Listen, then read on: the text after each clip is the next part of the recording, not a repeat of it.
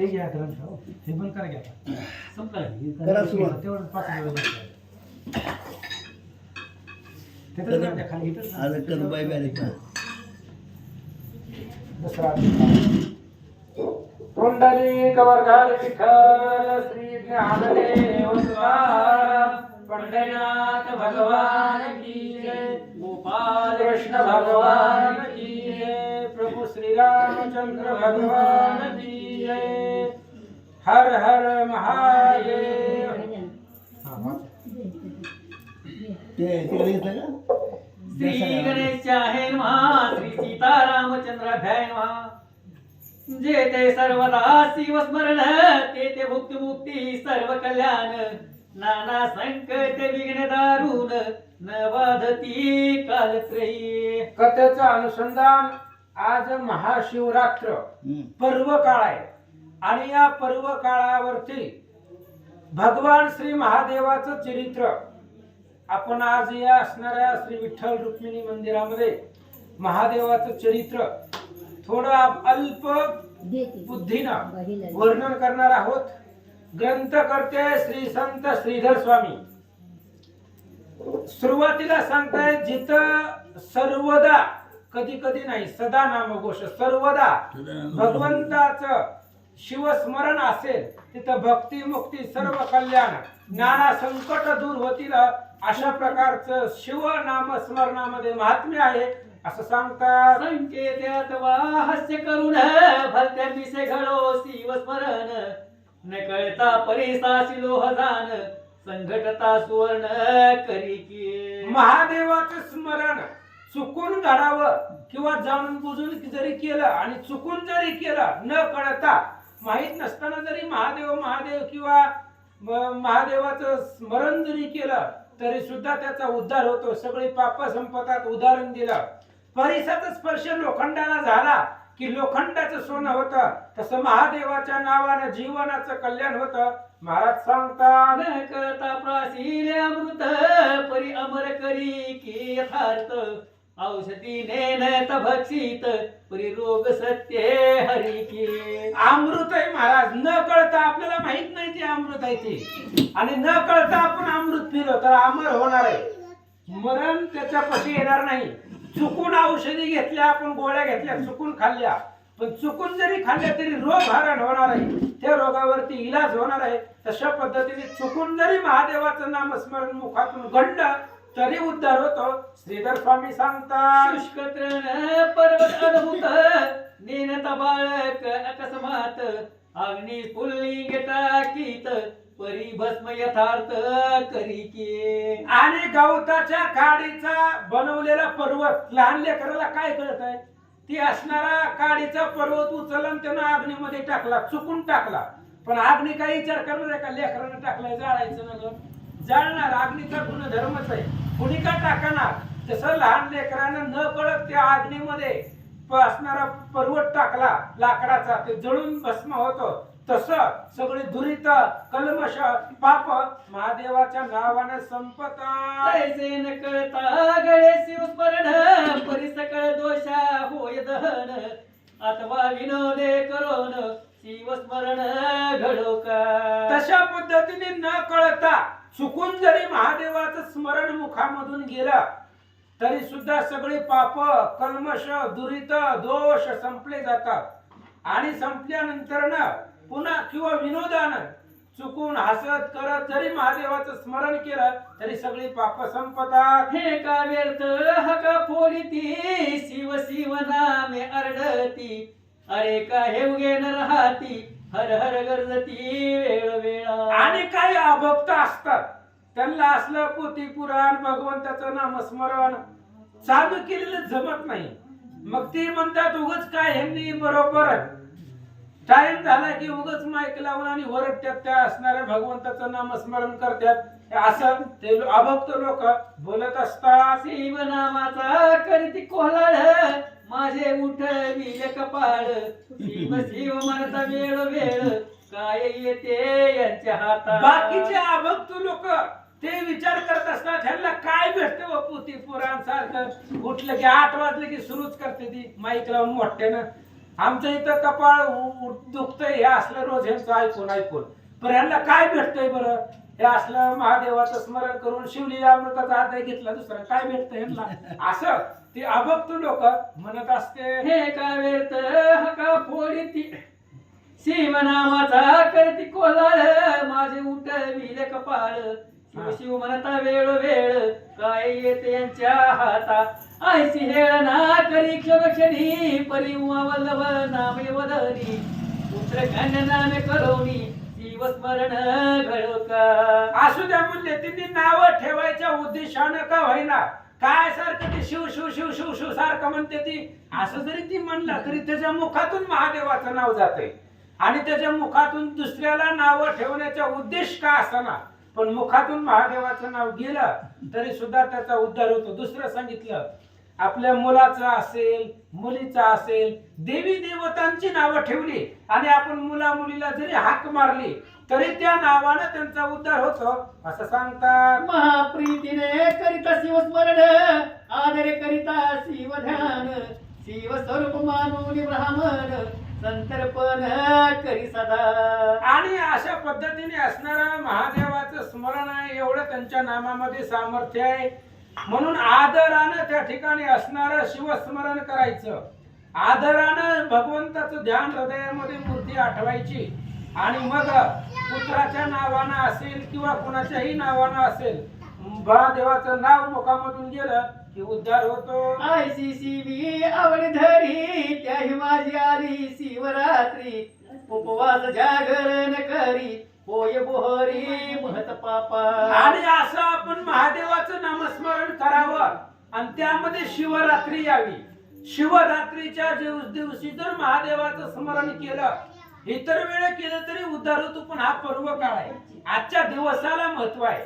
आणि आजच्या दिवशी जर महादेवाचं स्मरण मुखामधून घडलं गेलं तर महत् पापाचा असणारा नाश होतो आणि कैलास पदाला वैकुंठ पदाला तो पावतो असं महाराज सांगतात. हे दिवशी बिनवदळ घेऊन यथा सांग घडले शिवार्चन तरी सहस्र जन्मीचे पाप संपूर्ण भस्म होऊन जाईल. ते दिवशी म्हणजे आजच्या दिवशी महाशिवरात्रीच्या दिवशी जर आपण महादेवाला बेलाची पानं वाहिली, त्यांच्या पिंडीवरती जर बेलाची पानं वाहिली गेली तर एक नाही दोन नाही 1000 जन्मीचं पाप संपत. पाठीमागचे आपले जेवढे जन्म झाले असतील त्या सगळ्या जन्माचं कल्मश दुरित पाप संपलं जातं. एवढं आजच्या दिवसाला महत्व आहे असं सांगतात. नित्य मिळवले शिव शिव हात या एवढा नाही पुण्यवंत दोतरे नवल नवे सत्य त्याच्या दर्शने बहुत तरती. अहो महादेवाच्या पिंडावरती बिल्वदळ असणारी बेलाची पानं जर वाहिली भक्ती भाव प्रेमानं तर महादेवाला आनंद होतोच, पण तो तरतो याच्यामध्ये नवल नाही.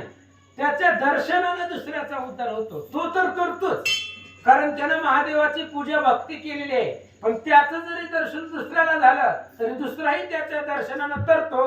महाराज सांगतात, क्रांतकाळी येता शिव दर्शन यामिनेचे पाप जाय जळून पूर्व जन्मीचे दोष गहन मध्यानी दर्शन घेता निवृत्ती. आणि प्राप्त काळी जर महादेवाचं सकाळ सकाळ आंघोळ केल्या सूर्योदयाच्या टायमाला जर महादेवाचं दर्शन घेतलं तर पाप असणारी सगळी संपली जातात. मध्यानाला घेतलं तर मागची सगळी पाप संपली जातात असं महाराज सांगतात. सायंकाळी शिव पाहत सप्रेम सप्तजन्मीचे पाप होय भस्म शिवरात्रीचा महिमा परम शेषई वर्णो शकेना. संध्याकाळी जर महादेवाचं दर्शन घेतलं तर 7 जन्माची पाप, पाठीमागच्या 7 जन्माची पाप संपतात.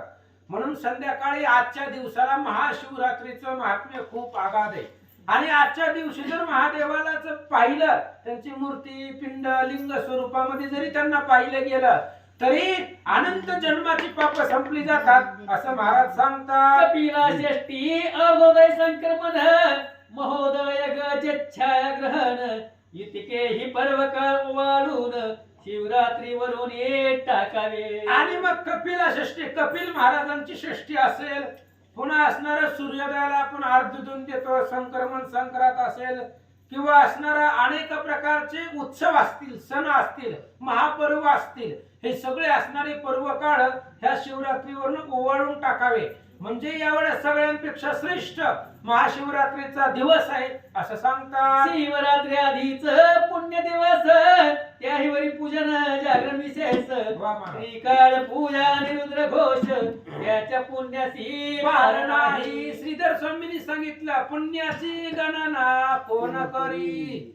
त्याच्या पुण्याची गणना मोजमाप करता येत नाही कुणाच्या.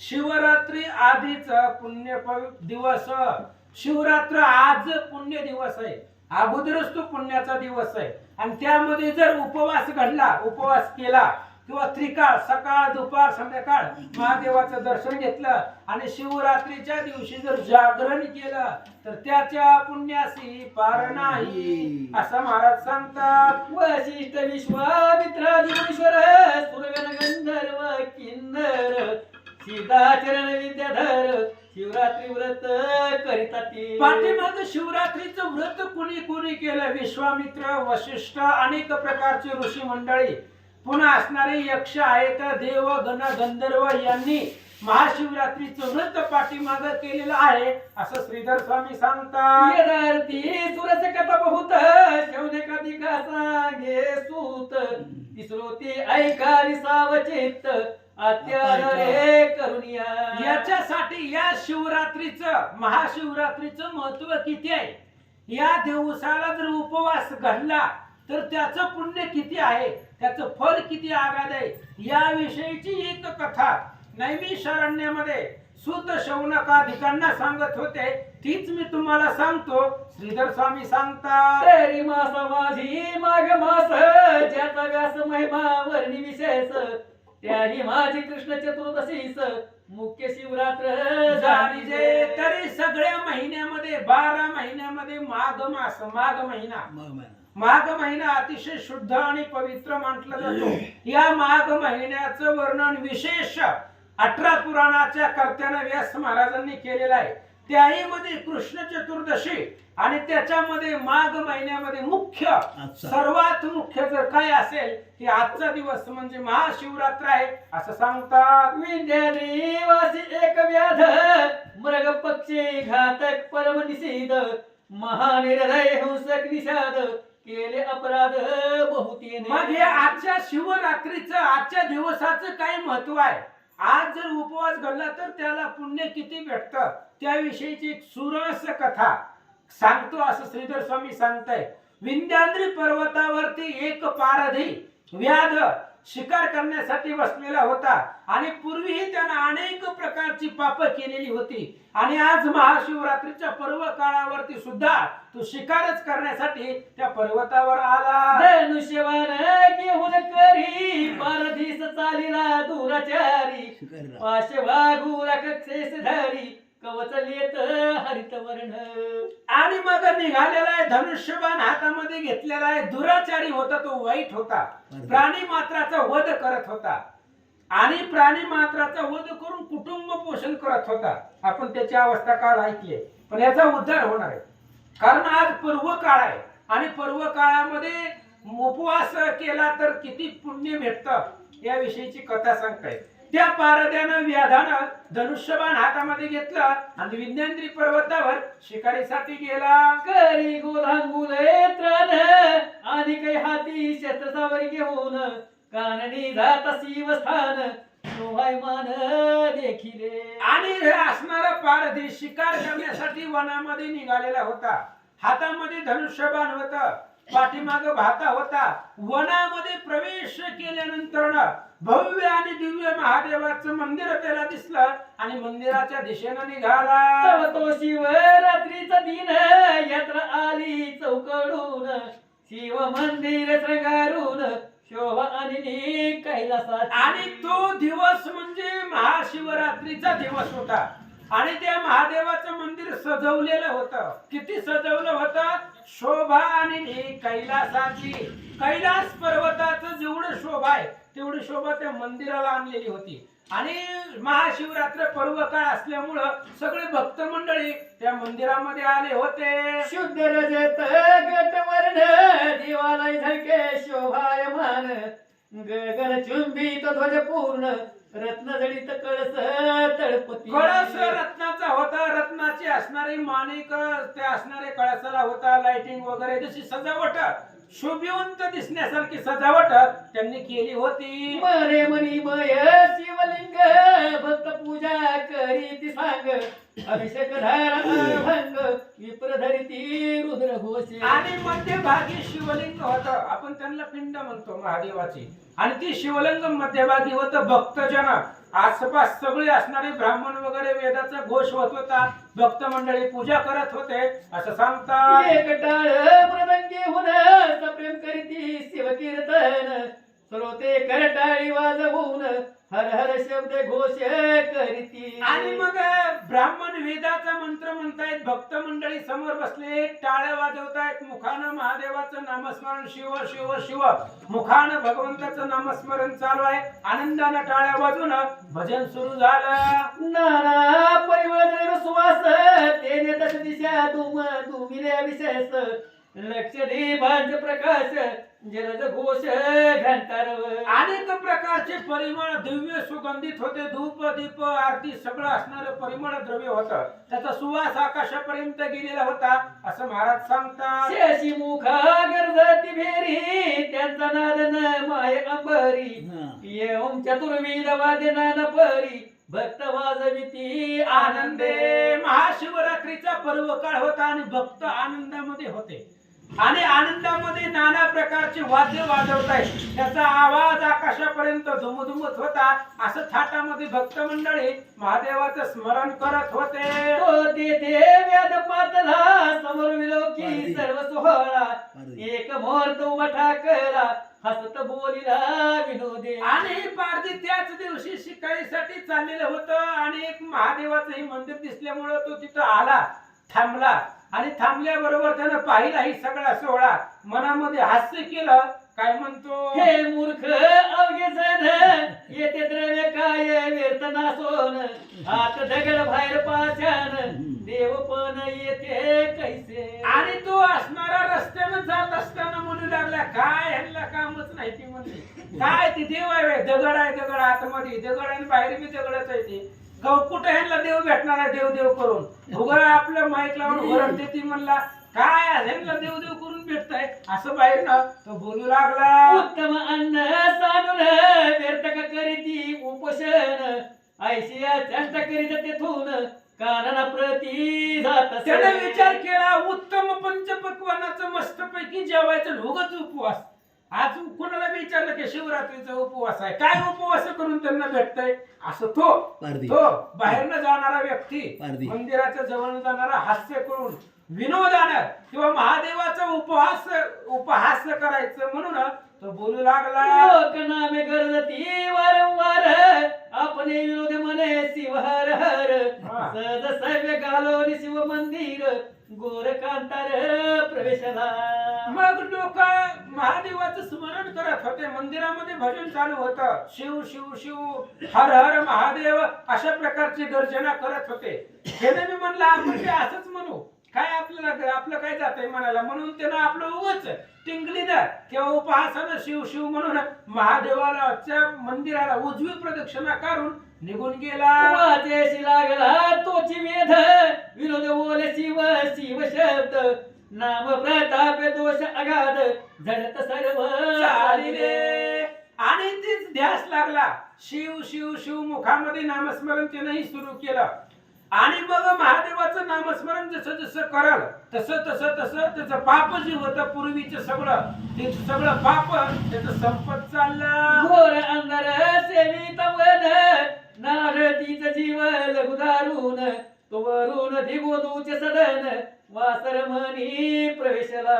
आणि मग त्यानं घोर अरण्यामध्ये गेल्यानंतर ना त्याला असणारं शिकारीचं स्थान कुठं भेटलंच नाही असं सांगतात. निशा प्रवर्तली सबळ की ब्रह्मांड करंडा भरले काजळ की विशाळ कृष्ण कंबळ मंडप काय उभारिला.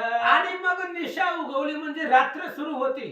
चंद्राचा प्रकाश पडलेला होता आणि तो चंद्राचा प्रकाश पूर्ण पृथ्वीवरती होता. तसा मंडप टाकावा अशा प्रकारे दिसत होता. विगत दवा देवी कामिनी देवीन शोभे कदायमिनी जरी मंडित दिसे उडगणी परिपतीहीन. पुढे घ्या पुढं पुढं घ्या. अमावस्याची रात्र होती, काळू चंद्र नव्हता. हा चंद्र होता आमोश होते काय करू आता? मग वळली घे आताची. आता ते घेऊ का? हा घ्या आमोशा रात्र आहे अंधार रात्र आहे ना. विगत तत्व देवी कामिनी देवीन शोभा करायामिनी जरी मंडित दिसे उडगणी परिपतीहीन. पतिव्रतांना चला चला पुढे घ्या चालतंय त्याच्या घ्या. मागची घ्यायची होती बघा. हा पुढं जैसा पंडित गेले सवितून मूर्ख गणपती पाखंड ध्यान जेवी असता जात सहज किरण उडगणे मागे झळकती. आणि अशा पद्धतीने जसं सूर्य मावळा पंडित सभेमधून निघून गेल्यानंतर ना बाकीचं जे काय असणार पाखंड मतांतर मांडणारे लोक असतात तशा पद्धतीने सूर्य अस्ताला गेल्यानंतर ना मावळल्यानंतर ना रात्र झाली असं सांगतात. बरोबर. आसवायची दिशा दाटेली सुबुद आवा वेळ उपवासी दिशाद तो एक सरोवर अगाध दृष्टी देखील शोधिता. हे ग्रंथ मी कधी सांगितलेलं नाही पहिल्यांदा. हा, बरोबर आहे. आहे, बरोबर आहे. नाही, काय सावकाश होती. सावकाश होते चांगलाय. एक सरोवर बघितलं ती झाड आहे त्या हा, झाडावर व्यवस्थित. ते कारण मी झाड आहे. ग्रंथ पाहिलेलंच नाही कधी. बरं सावकाश बरोबर आहे. सावकाश सावकाश होती. आता दिवस मावळा अंधार पडला एवढं त्या झालं ती चला. झाडावर सरोवर बघितले झाड आहे हा, की हा. ह्याचं बेलाचं झाड आहे. अगदी बरोबर आहे काही चुकीचं नाही सांग. सावकाश. आसवायशिनीच्या दाटली सुबोध अवघा वेळ उपवासी निधाद तो एक सरोवर अगाध दृष्टी देखील शोधिता. अशा पद्धतीने अशी असणारी सुबुद्ध निशा म्हणजे रात्र गडद अशा प्रकारची रात्र अंधार घातलेला होता आणि सगळं असणारा दिवसभर रात्रभर तू उपवासी होता निशात. त्यानेही काही खाल्लेलं नव्हतं. उपवासी असल्यामुळं आणि जवळ एक सरोवर होतं भव्य दिव्य असणार असं सांगतात. अनेक संपत्ती सौभाग्य सदनी देवी सरोवरी शोभती कुमुदिनी तटी बिलो वृक्ष गगनी शोभायमान पसरला. जशा प्रकारे अनेक असणारी रत्नाचा धनाचा प्रकाश असावा सोन्याचा प्रकाश असावा तसं कमळ त्या सरोवरामध्ये होती विकासलेली होती.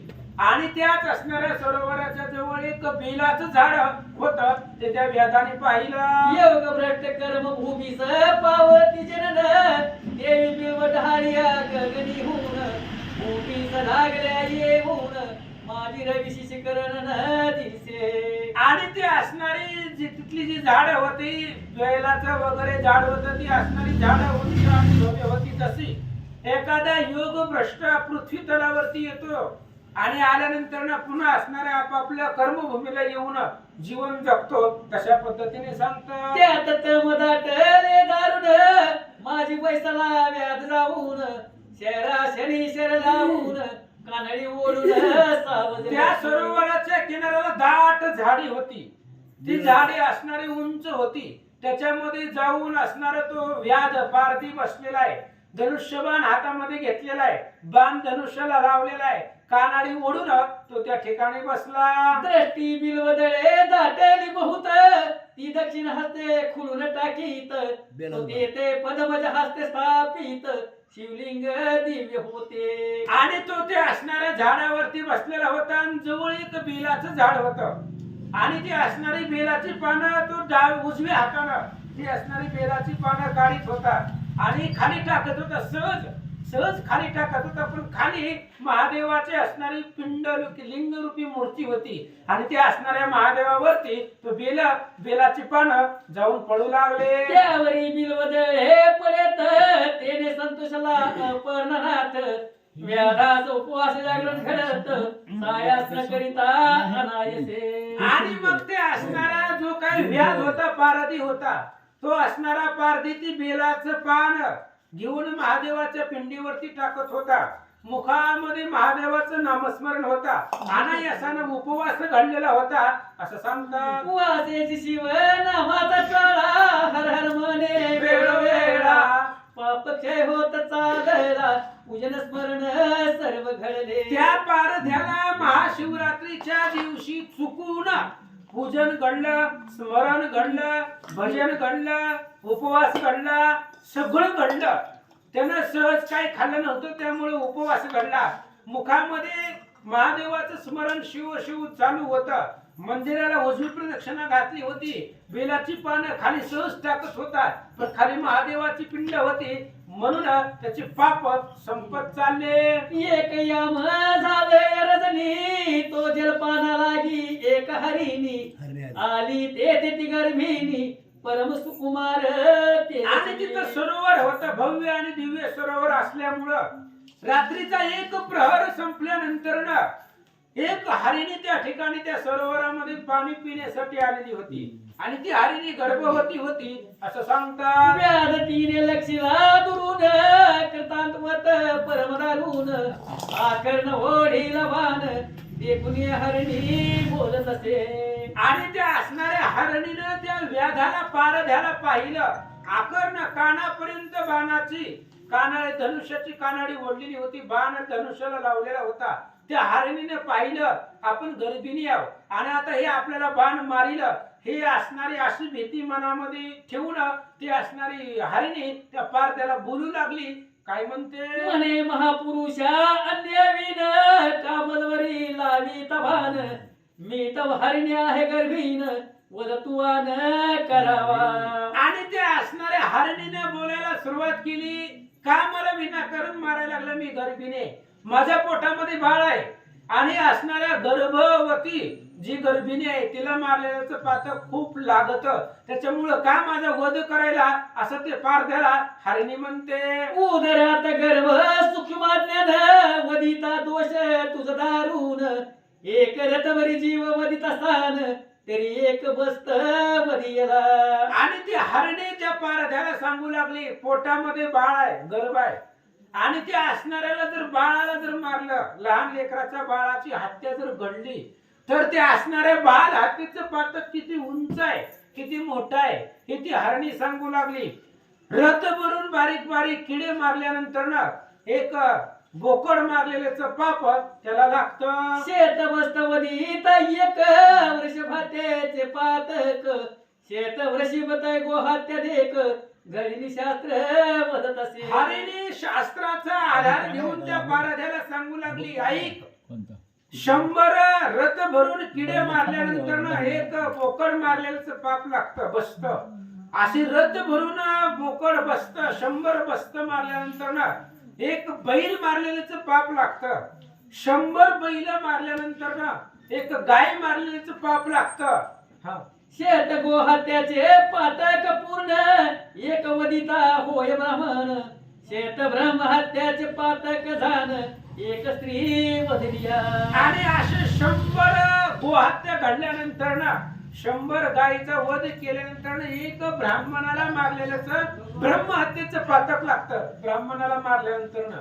आणि 100 ब्रह्महत्या घडल्यानंतर ना एक स्त्री हत्येचं पातक लागतं अशी ती हरणी सांगू लागली. शेत स्त्रियाहून अधिक एक गुरु हत्येचे पातक. त्याहून शतगुणी देख एक गर्भिणी वदिलिया. त्या हरिणीने सांगितलं पारध्याला 100 ब्राह्मण मारल्यानंतर ना शत ब्राह्मणाचा वध झाल्यानंतर एक गुरु हत्येचं पातक लागतं.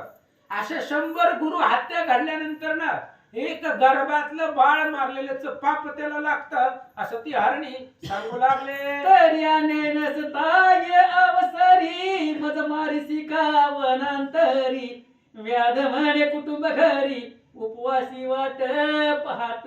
आणि ती हरणी बोलू लागली माझ्या पोटामध्ये बाळ आहे, मला का मारायला लागला? माझा काय अपराध आहे? तू मला एकटा नाही तर माझ्या बाळाला सुद्धा मारणार आहे.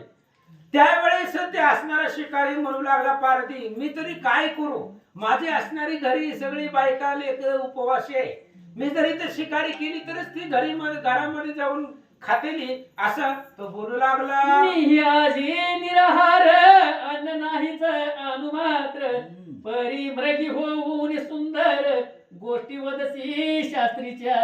आणि ते असणाऱ्या पारध्याने सांगितलं, मी सुद्धा उपवासी आहे, मी काही सकाळीपासून काही खाल्लेलं नाहीये, माझा परिवार उपाशी आहे, मी उपाशी आहे, आम्ही सगळेच उपाशी आहेत, आणि तू एवढं शास्त्राच्या आधाराने एवढं गोड गोड स्वतःचा जीव वाचवण्यासाठी बोलते, असं तो पारधी बोलू लागला. मनाचे रे वाटत पोटी न राहायच्या सांगायची गोष्टी, तुझं देखून या दृष्टी दया हृदयी उपजत असे. पारध्याने सांगितलं, तू एवढं गोड गोड बोलते माणसासारखं, एवढ्या गोड शास्त्राच्या आधारानं पुराव्यानं सांगते, तुझं असं ऐकल्याबरोबर तुझ्यावरती दया येते, कीव येते, असं तो बोलू लागला. पूर्वी तू होतीस कोण, तुझं एवढे ज्ञान कोठून, तू विशाल नेत्री रूप लावण्य सर्व वर्तमान मज सांगे. पारध्याने विचार केला, ज्या अर्थी एवढी शास्त्राच्या आधारानं बोलते त्या अर्थी तुझ्यापाशी आघात ज्ञान आहे,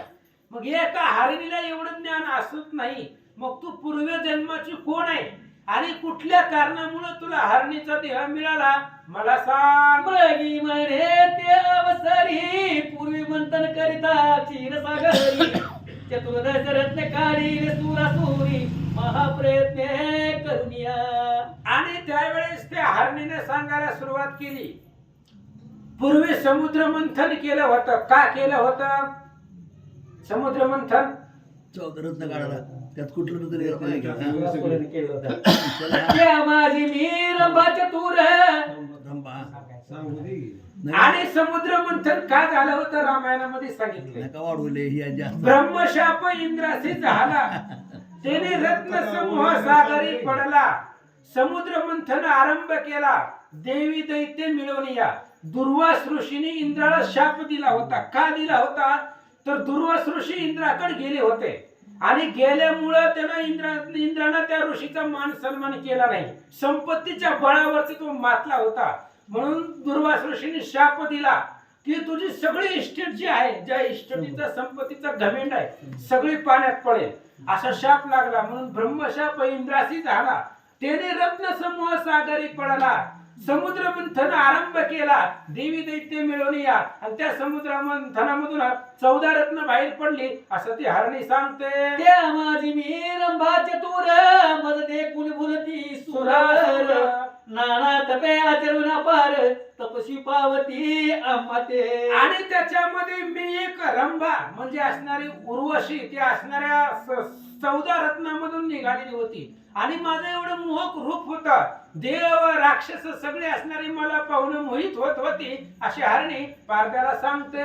नयन कटाक्षे जाळे पसरून, बांधणे निर्जराचे मन मीन, माझ्या अंग सुवास वेधून, मुनी भ्रमर धावती. आणि मी नयन कटाक्षानं असणाऱ्या माझ्या नयनाने सगळ्या असणाऱ्या जीवाला देवाला कामामध्ये अडकवलेलं होतं, माझ्या अंग सुवासाने कित्येक असणारी मोहन गेलेली होती, असं सांगतात. माझे गायन ऐका वया सुरंग, सुधा पाणी धावती पुरंग, मी भोगी स्वर्गीचे दिव्य भोग, स्वरूपेन मानी कोणासी. आणि मी स्वरूपाचा अभिमान माझ्या मनामध्ये होता, सुंदरपणाचा अभिमान म्हणी, सुंदरपणाचा अभिमान माझ्या मनामध्ये होता. त्याच्यामुळं माझं गायन ऐकण्यासाठी, गोड आवाजामधलं गायन ऐकण्यासाठी सगळे देव लोक पुरंग होऊन ते असणारं गायन ऐकत होते, असं ती सांगू लागली. मदांगी चढला बहुत, शिवभद्र टाकीले समस्त, शिवरात्र सोमवार प्रदोष व्रत, शिव अर्चन सांडिले म्या. आणि मी मदानं माझ्या गर्वानं किंवा स्वरूपाच्या गर्वानं मदमस्त झालेली होते, त्याच्यामुळं उन्मत्त झालेली होती, गर्व धरलेला होता मनामध्ये, म्हणून महादेवाची पूजा केली नाही. सोमवार आहे, शिवव्रत आहे, प्रदोष आहे, हे सगळं मी सोडून दिलं, असं ती सांगू लागली. सोडून या सुधापान, करू लागले मध्यप्राशन, हिरण्य नाम दैत्य दारुण, सूर सोडून रतले त्यासी. आणि मग असं झालं होतं की मी असणार देवांबरोबर रथ व्हावं हे असणारा स्वधर्म आहे आणि अमृत प्राशन करावं, पण ते अमृताचा विसर पडला आणि मध्य त्या दिवशी प्राशन केलं आणि देव लोकांना सोडून त्या एका हिरण्य नावाच्या राक्षसाबरोबर मी रथ झाले असं ते सांगू लागले. ऐसा लोटला काळ अपार प्रवेश गेला तो असुर, त्या दुष्टा संग्य अपरणावर भजन पूजन विसरले. आणि मग असं अनेक दिवस त्या ठिकाणी काळ लोटले गेले आणि ज्याच्या बरोबर मी असणारी रथ होते तो राक्षस शिकारीसाठी गेला आणि त्याच्यामुळं महादेवाचं भजन स्मरण पूजन सगळं मी विसरले. मनासायसे वाटले पूर्ण असुर गेला मृगेला गुण, इतक्यात घ्यावे शिवदर्शन म्हणून गेले कैलासा. माझ्या मनाला असं वाटलं आता इतके दिवस राक्षसासोबत होती, राक्षस जवळ होता, त्यामुळं महादेवाचं स्मरण पूजन दर्शन घेण्याचा कधी योग आला नाही किंवा राक्षस जवळ असल्यामुळे घेता आलं नाही आणि तो राक्षस आता शिकारीला गेलाय, तेव्हा तो माघारी येईपर्यंत आपण जाऊन महादेवाचं दर्शन घ्यावं अशी माझ्या मनात इच्छा आली.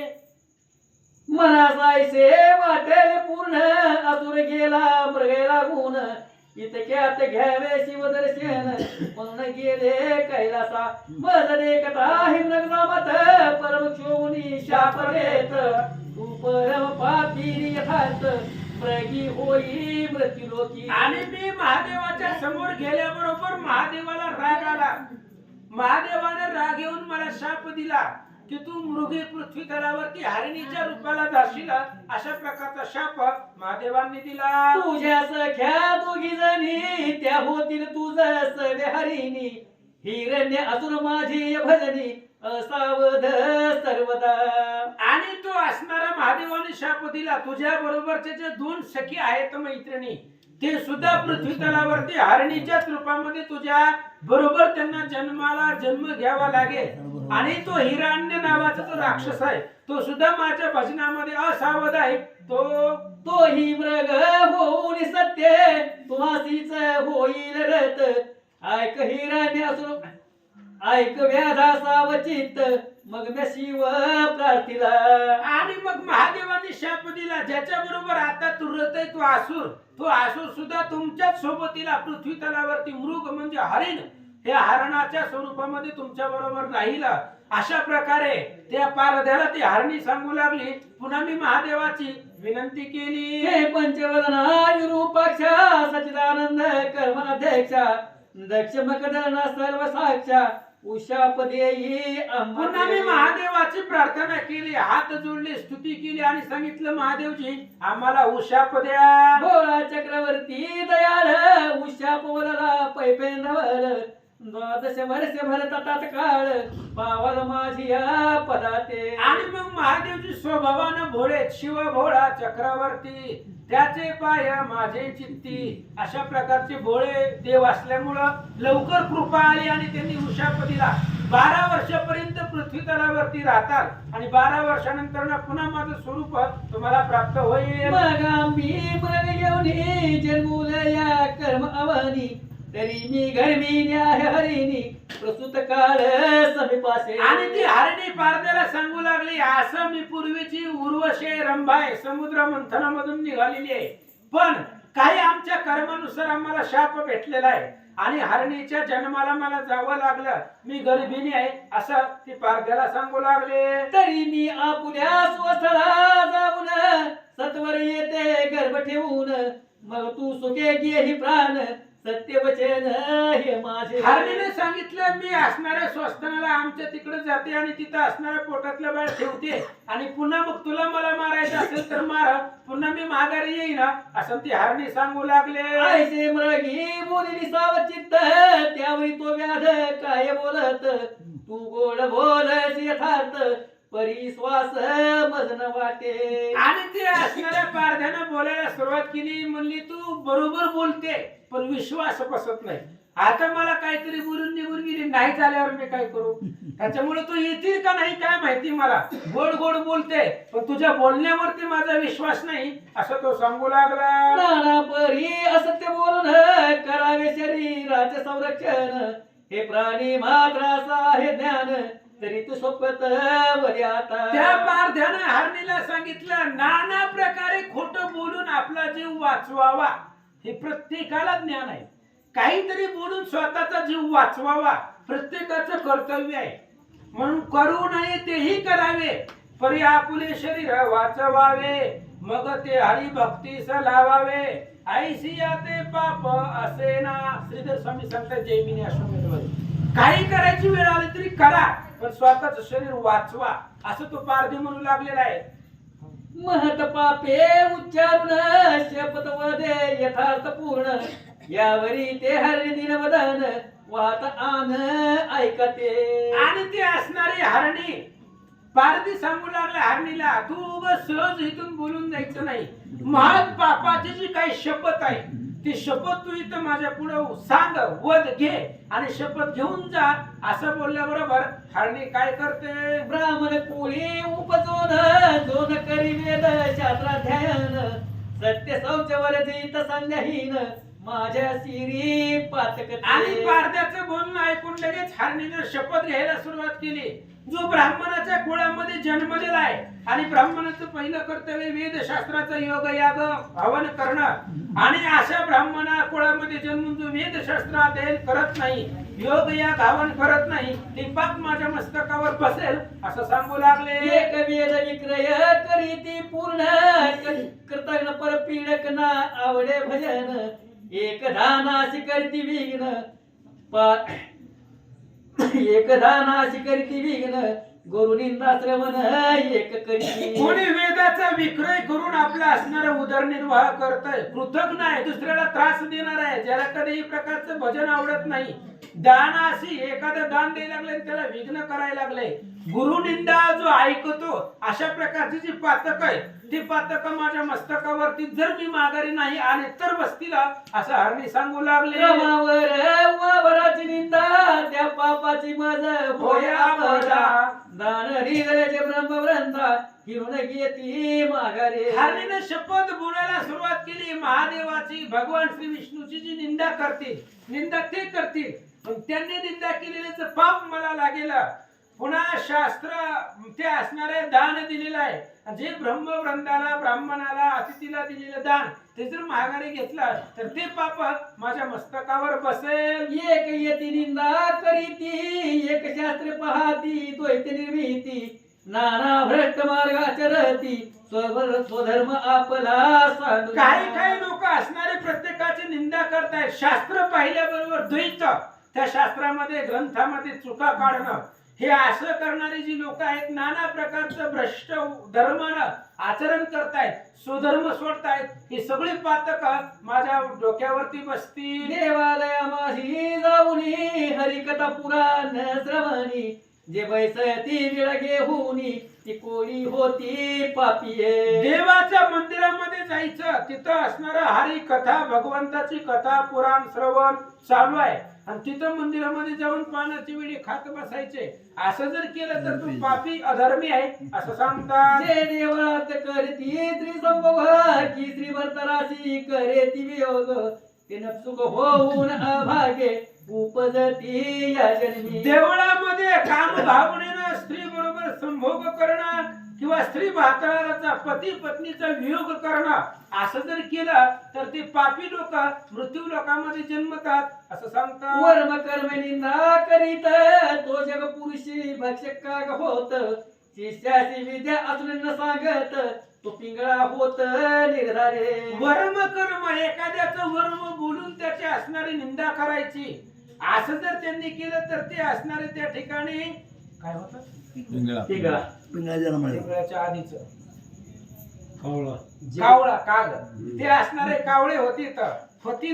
आणि जो माहिती असून सुद्धा दुसऱ्याला ज्ञान सांगत नाही किंवा गुरुला माहिती आहे पण शिष्याला सांगत नाही, तो निंदक होतो असं सांगतात. अनुचित प्रतिग्रह ब्राह्मण घेते,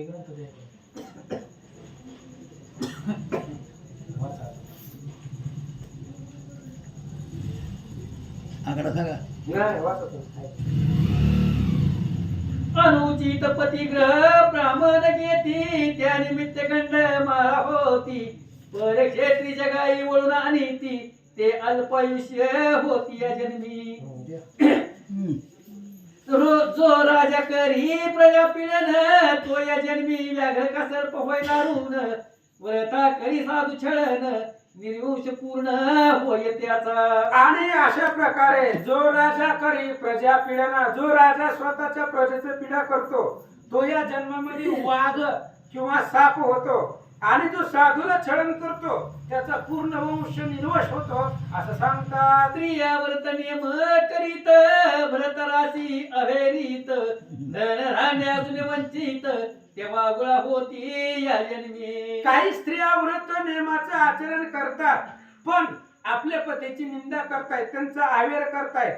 धनधान्य असून सुद्धा सगळं असणारं लपवून ठेवतात. त्या या जन्मामध्ये वटवाघोळाच्या स्वरूपाला जन्माला जातात असं सांगतात. पुरुष कुरूप म्हणून येत्या किती, ते या जन्मी वाद विधवा होती. ते ही जन्म कर्म करीती, मग त्या होती वारंगना. आणि पुरुष कुरूप आहे, आपला जो पती आहे तो सुंदर नाही, स्वरूपवान नाही, कुरूप आहे म्हणून त्या पुरुषाचा त्याग करतात. ते असणाऱ्या स्त्रिया बाल विधवा होतात, म्हणजे लग्न झाल्याबरोबर त्यांचा पती जगत नाही, विधवा होऊन जातात. तिथेही जाड कर्म वाईट कर्म त्या स्त्रिया करतात असं सांगतात. ज्या भरताराशी निर्वक्षिती, त्या दासी किंवा कुलटा होती. सेवक स्वामीचा द्रोह करीती, ते जन्मा येती श्वानाच्या. ज्या स्त्रिया आपल्या पतीची निंदा करतायत, निर्वचना करतायत, त्या दासी होतात पुढच्या जन्मामध्ये. म्हणजे नोकराचं त्यांना काम करावं लागतं.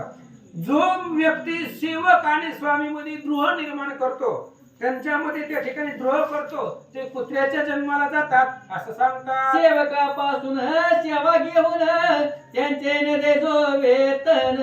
तो अत्यंत भिकारी होऊन दारोदारी हिंडत असे. आणि जो सेवकाचं काम आहे किंवा स्वामीचं काम आहे, स्वामी काय करतो, आपल्या सेवकाकडून सेवा करून घेतो, पण त्या सेवेचा मोबदला जो देत नाही, सेवक मालक सेवकाला जो मोबदला देत नाही, तो अत्यंत भिकारी होऊन दारोदारी त्याला हिंडावं लागेल असं सांगतात. स्त्री पुरुष गुज बोलता, जो जाऊन ऐकत बहता. त्याची स्त्री दुरावे हिंडता, अन्न मिळे तया ते. आणि काही वेळेला स्त्री पुरुष एकांतामध्ये गप्पा मारत बसतात आणि स्त्री पुरुषांच्या गप्पा गुपचूपपणे जो जाऊन ऐकतो, ते ऐकल्यानंतर ना त्याच्या मस्तकावरती पातक लागतं. त्याच्या स्त्रीचा दुरावा होऊन ते अनेक वेगळ्या मार्गाने हिंडायला असं सांगतात. जे जारण वारण करीते, ते भूत प्रेत पिशाच होती. येती उपास पिढीती, त्या ते दुष्काळ जन्मवरी. आणि जे जारण मारण करणी वगैरे दुसऱ्यावरती करतात, ते पुढच्या जन्मामध्ये भूत प्रेत यांच्या असणाऱ्या योनीला किंवा भूत प्रेताच्या जन्माला जातात. जे अनेक प्रकारची यती उपवास करतात, ते पुन्हा जन्मापर्यंत दुष्काळानं पिडलं जातं. अशी पातक माझ्या मस्तकावर लागते. रजस्वला होऊनी, ग्रही वावरे जे पापिनी. पूर्वज रुधिरी पडती पतनी, त्या ग्रही देव पितृगणन येती. जी स्त्री रजस्वाला आहे किंवा 4 दिवस जी स्त्री लांब असते आणि त्या जर स्त्रीनं घरामध्ये संसार केला, वावरलं वागलं गेलं, तर ती असणारी स्त्री पुन्हा मेल्यानंतर ना रुधिराच्या, काल आपण बोललो यमून लोक घेऊन जात असताना त्या असणाऱ्या रुधिराच्या नदीमध्ये ते पडले जातात आणि त्यांच्या घराला देव येत नाही, तर कुठले पितृगुण येत नाही असं सांगतात. जे देवाच्या दीपाचे तेल निहती, ते या जननी पुत्रक होती. ज्या रांधीत अन्न चोरून भक्षिती, त्या मार्जर होती या जन्मी. आणि जे देवाचे असणारे तेल आहे, तेल जर चुरून नेलं तर असणारे काय होतात, निपुत्रिक होतात. आणि जे असणारे अन्न रांधीचा चोरून भक्षिती मांजर होती. मांजर जे असणारे अन्न चोरतात, ते असणारे मांजराच्या जन्माला जातात असं सांगतात. हे तर ती ओवीच नाही वाचा. ब्राह्मणास कदन घालून, आपण भक्षिती षड्रस पक्वान. त्यांचे गर्भ पडती गळण, आपुलिया कर्मवशे. आणि ती हरणी पार त्याला सांगू लागलेली आहे. ब्राह्मणाला कदंड म्हणजे कोरडं पीठ ब्राह्मणाला द्यायचं किंवा रात्रीचं राहिलेलं शिळं द्यायचं. असं जर अतिथीला ब्राह्मणाला दिलं आणि आपण आतमध्ये बसून पंचपक्वान्नाचं जेवण खायचं असं जर कुणी करत असेल तर त्यांचे गर्भ गळून पडतात असं सांगू लागले. जो माता पित्यासी सीनवीत तो या जन्मी मरकट होत. सासू शश्वरा सुष्ण गांजीत तरी बालक नवाचे तियेचे. जो आपल्या आई वडिलांना शिनवतोय म्हणजे त्रास देतोय अशी जी असणारी पोरं आहेत, मुलं आहेत, जो आपल्या आई बापांना त्रास देतात ते पुढच्या जन्मामध्ये माकड होतात. माकडाच्या जन्माला ते जातात आणि जे असणारे पुन्हा आपल्या सासू सुनेला किंवा सून सासूला जर त्रास देत असेल, गांडीत असेल तर त्या स्त्रीचं बालक वाचणार नाही असं सांगतात. मगी म्हणे वेळा लागून जरी मी नाहीये परतोन तरीही महत पाप संपूर्ण माझ्या माथा वैसोत. हरणी त्या पारध्याला सांगू लागली आतापर्यंतची जी पाप आहे ती सगळी पाप मी तुला आतापर्यंत सांगितली. ती पाप जर मी महागारी आले नाही तरी सगळी पाप माझ्या मस्तकावरती बसतील असं सांगू लागले. हे मी त्या गोष्ट होय साचार तरी घड शिवपूजेचा अपहार. ऐसी शपथ ऐकता निर्धार व्याध शंकरा मानसी. त्या हरणीनं सांगितलं ही जर गोष्ट खोटी ठरली, मी आता बोललेल्या घेतलेल्या जर शपथा सगळ्या खोट्या ठरल्या तर शिवपूजेचा उपहास केलेल्याचं पातक माझ्या मस्तकावरती लागेल असं हरणी शास्त्रयुक्त पद्धतीने बोलल्यावर त्या असणाऱ्या पारध्याच्या मनामध्ये शंका निर्माण झाले. म्हणे पतिव्रते जाई आता सत्वर येई निशा सरता. हरणी म्हणे शिवपदासी तत्वता पुण्यवंता जाशील. आणि त्या पारध्याने सांगितली जा म्हणले आता खूप शपथा घेतल्या तू जा आता तू तुझं काम करून कर्तव्य करून बाळा ठेवून माघारी या. हरणीने आशीर्वाद दिला की बाबा तुझं सुद्धा कल्याण होईल आणि शिवपदाला पोहोचशील. उदक पान करून वेगी निजाश्रमा गेली ती कुरंगी. इकडे व्यान दक्षिण भागी ताकी बिलवदळे खुडून या. आणि मग ते असणाऱ्या पारधी इकडं ती हरणी निघून गेल्यानंतर पुन्हा इकडं असणारा तो पारधी जवळ बेलाचं झाड होतं आणि ती उजव्या हातानं डाव्या नाही उजव्या हातानं बेलाचं एक एक एक पान तोडून महादेवाच्या पिंडीवरती टाकत होता. 2 प्रहर झाली या दिनी द्वितीय पूजा शिव मानुनी. अर्ध पाप झाले मुळी होऊनी सप्त जन्मीचे ते धवा. एक प्रहारापासून तो महादेवाची पूजा करत होता. कशी उपवास अगोदर घडलेला होता. महाशिवरात्रीचा दिवस होता आणि महादेव मंदिराला प्रदक्षिणा घडलेली होती. मुखानं महादेवाचं नामस्मरण चालू होतं. बेलाचा वर्षाव होत होता. असं करत असताना एक प्रहरापर्यंत महादेवाची पूजा केली घडली त्याच्याकडून म्हणून त्याचं पाप सगळं संपत चाललं. नामी आवड जगली पूर्ण व्याध करी शिवस्मरण. मृग मुख्य ऐकील निरूपण सहज जागरण घडले त्या. नामावरती आवड बसणे. शिव शिव शिव महादेवाचं नामस्मरण मुखामध्ये चालू होतं आणि धर्मशास्त्राचं श्रवण झालं होतं. पोथी पुराणाचं श्रवण झालं आणि त्यामुळे सहज जागरण त्याला घडली असं सांगतात. हातचं ओझं नाही ते. तो दुसरी हरणी अकस्मात पातळीत येते त्रसक्रांत. व्यादे भान ओढी त्वरिता कर्ण भाकी हरिते. तेवढ्या वेळामध्ये दुसरी हरणी आली आणि दुसरी हरणी आल्यानंतर ना त्या शिकारीला बाण सोडला. बाण कानापर्यंत ओढला आणि काय करते